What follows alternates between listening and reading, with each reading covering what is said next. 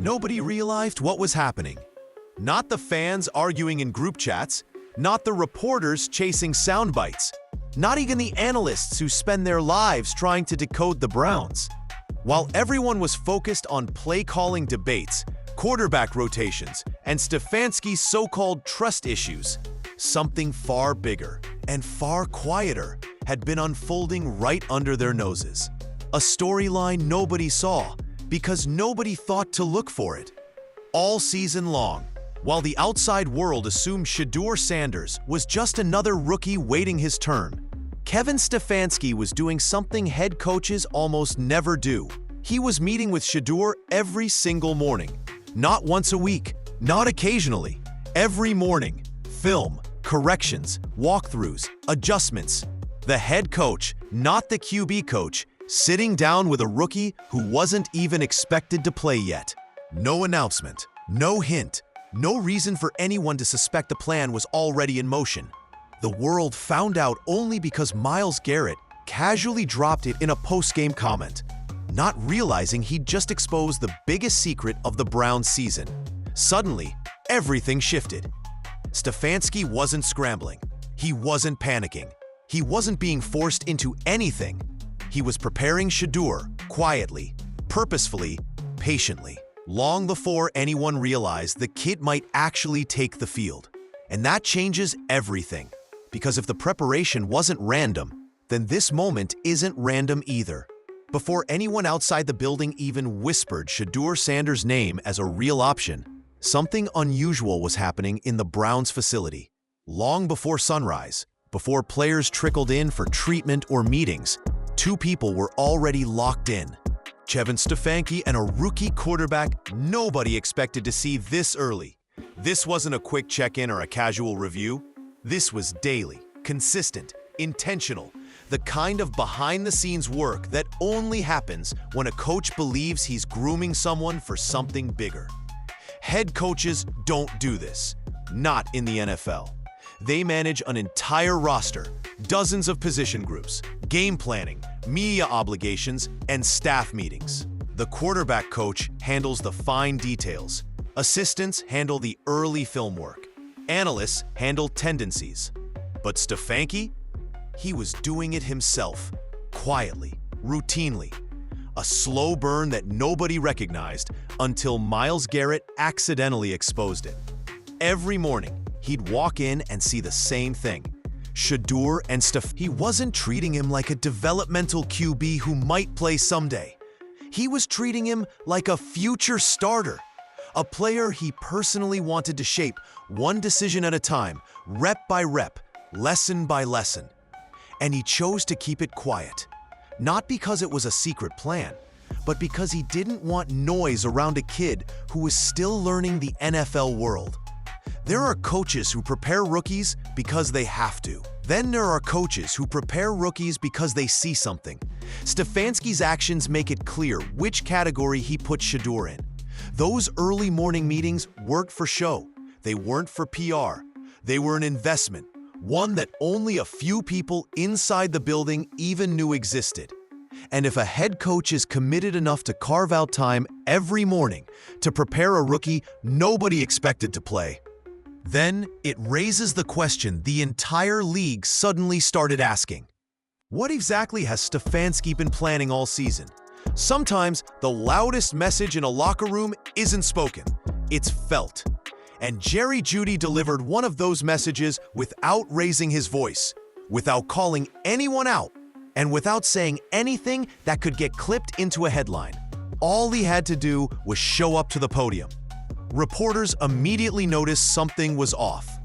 Jeudy wasn't his usual self.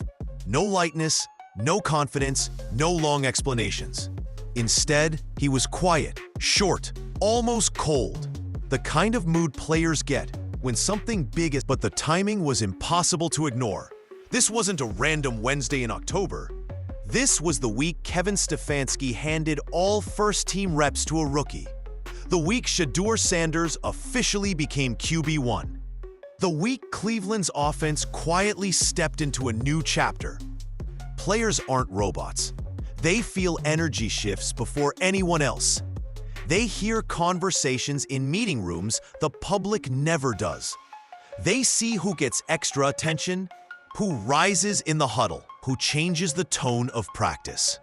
So when a veteran receiver, one who usually jokes with the media and gives thoughtful answers, suddenly responds in clipped sentences, people notice. Some fans immediately began speculating online. Is he mad about the change? Is he nervous?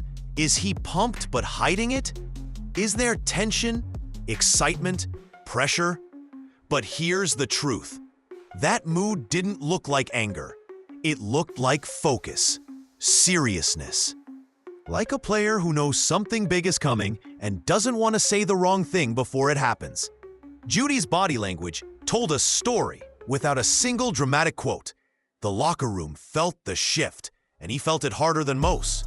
Because when the quarterback changes, especially to someone with Shedeur's presence, everything changes with it. There are moments in a season when a team doesn't need to be told something is happening.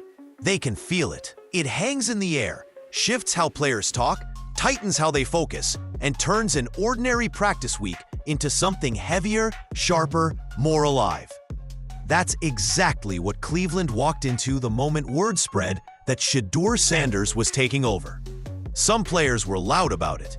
You could hear the excitement in their voices, see the spark in their interviews. Others stayed quiet, choosing to show their anticipation through preparation instead of quotes. But across the roster, the energy changed. You don't need an announcement to know when a team senses a storyline building. Denzel Ward felt it immediately. His first 5 questions at the podium weren't about matchups, injuries, or defensive adjustments. They were about Shedeur, a Pro Bowl corner answering non-stop questions about a rookie quarterback. That tells you everything about where the spotlight had shifted. The team wasn't just preparing for a game. They were preparing for the beginning of something. Then there were guys like Gabe, who went through one of the roughest moments in the Jacksonville game, yet couldn't stop smiling when Shedeur's name came up. That isn't fake optimism. That's a player who feels a new confidence entering the building. The kind of confidence a team rallies behind, even before the first snap. The veterans noticed it too. They've seen dozens of quarterbacks come and go. They know when an offense feels stuck, and they know when something or someone gives it a pulse again. Shedeur wasn't walking in like a backup hoping to blend in.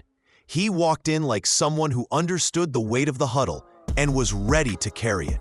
And maybe that's why the building felt different. It wasn't just a shift in personnel. It was a shift in belief. A sense that this wasn't just another temporary change, but the start of a new direction, one the locker room had quietly been waiting for. When a team feels that kind of momentum before a rookie's first start, the NFL usually feels it next. Cleveland had been buzzing for days, but the moment everything crystallized, the exact second rumor turned into reality, came when Kevin Stefanski stepped in front of the microphones, cleared his throat, and delivered a single sentence that flipped the entire season upside down. Shedeur is going to start at quarterback. No hesitation, no mixed messaging, no vague "we'll see how practice goes." Just a clean, direct declaration that left the media stunned, the fans electrified, and the locker room fully locked in. For a franchise that has lived through more quarterback chaos than most teams see in a decade, that kind of clarity felt almost unreal. But Stefanski didn't stop there. He didn't hedge the decision. He didn't soften it. Instead, he doubled down with something even stronger, something that signaled this wasn't a temporary patch or a forced move due to injury. Shedeur gets every single first-team rep this week. Not half, not shared, not rotated, every single rep. That decision said everything. It told the offense, we are building this game plan around him. It told the media, this isn't an emergency substitution. And it told Shedeur, this is your team now. Run it. Coaches don't hand out full rep weeks unless they believe in the quarterback. They certainly don't do it for rookies unless they're all in. Stefanski wasn't giving Shedeur an audition. He was giving him ownership. Inside the building, players immediately felt the shift. Installing plays with one quarterback instead of two changes the speed of practice. Timing sharpens, routes tighten. Everything becomes more precise, more tailored, more intentional. And with every rep Shedeur took, the locker room's confidence grew. This wasn't the kind of announcement that patches a hole. It was the kind that charts a new direction. And the best part? Shedeur responded to that pressure with a kind of calm that makes veterans raise their eyebrows and think, okay, this kid might actually be ready. The moment Shedeur stepped up to the podium after being named QB1, it became obvious why the locker room energy had shifted. There was no nervous smile, no rookie wobble in his voice. No, I'm just grateful for the opportunity speech. Instead, he spoke with a kind of calm confidence you usually hear from quarterbacks who've been in the league for a decade, not a few months. He didn't posture. He didn't overhype himself. He didn't act like he had something to prove to the cameras. He simply said the line that sent a jolt through the entire NFL world. I feel like I'm the guy. I know I'm the guy. That wasn't arrogance. It wasn't bravado. It was identity. It was a quarterback speaking from a place of experience, not entitlement. Because Shedeur isn't new to pressure. He's been carrying expectations since high school, through Colorado, into the spotlight of the NFL draft, and now onto one of the biggest stages of his career. Then came the detail that floored analysts everywhere. He's never been a backup. Not in high school, not in college, not once. He's always been the one who leads the huddle, who runs the offense, who dictates tempo. Backups react, starters command. And Shedeur has never operated from the backseat. That matters, because some quarterbacks learn by watching, but the great ones learn by doing. And he knows it. When he talked about his first real NFL game action against Jacksonville, he didn't make excuses. He didn't sugarcoat the challenges. Instead, he admitted the truth only players understand.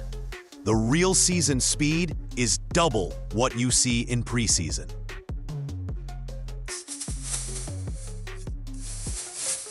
He felt it, processed it, and came away from it better, even saying he thought he handled the blitz well, something most rookies would shy away from.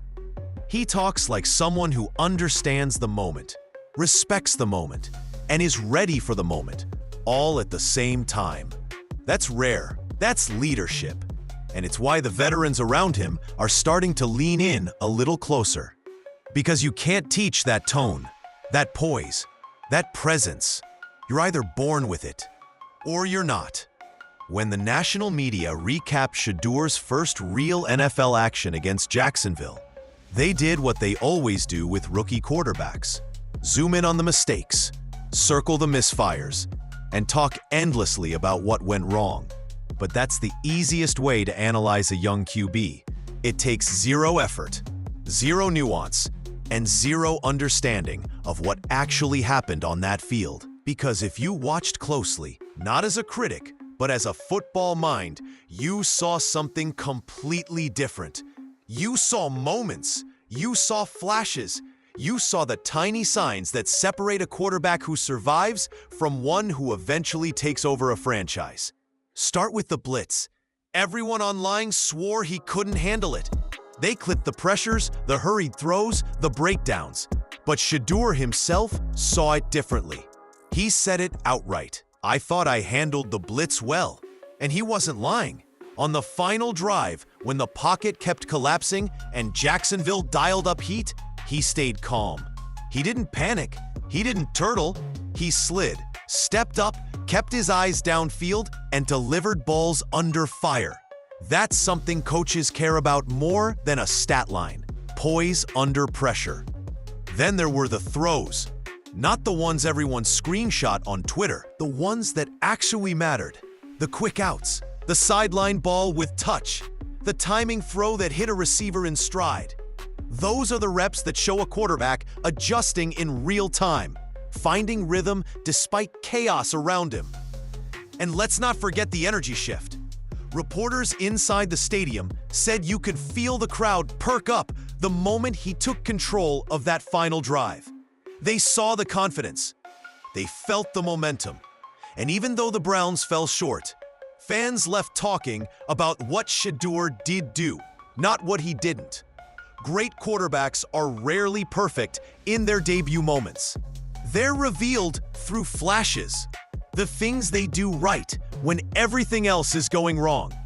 Jacksonville was Shedeur's first taste of real NFL speed, and he didn't crumble. He adapted. And that's why this Vegas game feels different. The flashes weren't an accident. They were the first signs of something bigger. If you could handpick the perfect setting for a rookie quarterback's first real NFL start, you wouldn't choose Baltimore. You wouldn't choose Pittsburgh. You wouldn't choose Kansas City, Philly, or any of the stadiums built to swallow young quarterbacks whole. You'd choose a place where the crowd feels split, where energy leans theatrical instead of hostile, where half the stadium might actually be cheering for you. You choose Las Vegas, and that's exactly where Shedeur Sanders is stepping onto the field. This isn't just coincidence. It's the universe handing him a softer landing, wrapped inside a neon-lit pressure cooker that somehow works in his favor. Vegas games attract traveling fan bases, loud crowds, big emotions, and a national spotlight without the venom. Browns fans show up in massive numbers on the road, and Vegas is one of those cities where they turn out in waves. That means Shedeur won't be walking into a lion's den. He'll be walking into a showcase, a stage, a moment built for storylines, for viral clips, for quarterbacks who know how to rise when the lights hit them. The national media already circled this game, not because of the Raiders, not because of playoff implications, but because Shedeur's name adds gravity. Every throw he makes will be replayed. Every scramble will be clipped. Every mistake becomes a learning moment, not a career-defining meme. And every touchdown, that becomes the headline. The Browns locker room knows this. Players talked all week about the buzz, about the anticipation, about the sense that this isn't a regular season game. It's a launch. Even analysts admit Vegas is the best possible road venue for a rookie start. No hatred, no hostile crowd, just noise, energy, and opportunity. And that matters because quarterbacks don't just need protection in the pocket. They need an environment where confidence can grow. Vegas gives Shedeur space to breathe while still handing him a national stage big enough to announce himself to the league. This isn't a trap, it's an opening. There's a question floating quietly through Cleveland right now. One that fans whisper, analysts debate, and coaches avoid like it's radioactive. What happens if Shedeur Sanders wins this game? Not plays okay, not shows flashes, wins. Because if he walks out of Las Vegas with a victory, the ripple effect won't be small. It'll shake the entire foundation of the Browns' quarterback hierarchy. Let's start with the obvious. If Shedeur wins, you can't bench him without backlash. Not in Cleveland. Not in a city starving for quarterback stability for over 2 decades. Not when fans have seen dozens of next guys come and go. If a rookie steps in, controls the offense, earns the locker room, and delivers a win on the road, there's no clean way to say, thanks, but back to the bench you go. The locker room won't love that. Neither will the fan base. Gross said it perfectly. If Stefanski tried to put the old QB back in after a Shedeur win, they'd boo the move from the first snap. That's not negativity, that's loyalty. Players can feel when momentum shifts. Fans can feel it even stronger. And then there's the franchise impact. If Shedeur wins, conversations in the building change instantly. Suddenly, it's not about managing a rookie. It's about building around the guy. You start thinking long-term. Playbook changes, off-season plans, personnel moves. A win doesn't just help this season. It potentially sets the next few years in motion. But the wildest twist? Stefanski knows all of this. He's lived through quarterback controversies before. He's seen how quickly narratives flip, and yet, he still handed Shedeur all the first-team reps. He still spoke with full confidence. He still pushed the chips to the center of the table, because deep down, maybe he knows this isn't a gamble. Maybe he knows this is the start. A win wouldn't just create excitement, it would create expectation. And once Cleveland tastes hope, they don't let it go easily. By the time Sunday arrives, the truth becomes impossible to ignore. This moment isn't about a rookie quarterback accidentally stumbling into a starting job. It isn't about an injury forcing the Browns' hand. And it definitely isn't about hype overshadowing reality. This moment is about a plan, a long, patient, carefully crafted plan that almost nobody realized was happening.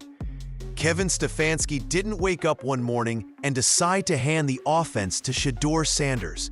He spent months quietly preparing him, morning after morning, film session after film session, rep after rep tucked away from the noise.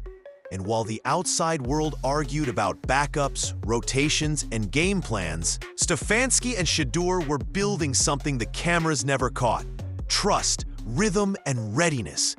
The locker room felt it before anyone else. You could see it in the older guys' posture, hear it in the excitement of younger players, and even sense it in Jerry Jeudy's tense silence. Something was shifting, and everybody inside that building knew it. A new energy had arrived, and it centered around one rookie stepping into a role he'd been quietly groomed for. Vegas isn't just the site of Shedeur's first start. It's the launch pad, a stadium full of bright lights, big noise, traveling fans, and national attention. The perfect environment for a quarterback who thrives under pressure, who never backs down from a spotlight, and who carries himself like someone who's been preparing for this moment his entire life. The stakes? Massive. The tension? Real. The opportunity? Once in a decade. If Shedeur walks off that field with a win, the NFL won't look at him the same way again. Neither will the Browns. Neither will the fans, who've spent years begging for something, someone worth believing in. Because this isn't just a new chapter, it's the beginning of a new identity, a new direction, a new quarterback era that might define the next 10 years of Cleveland football. And all of it started in a quiet film room before sunrise. Long before anyone realized what was coming.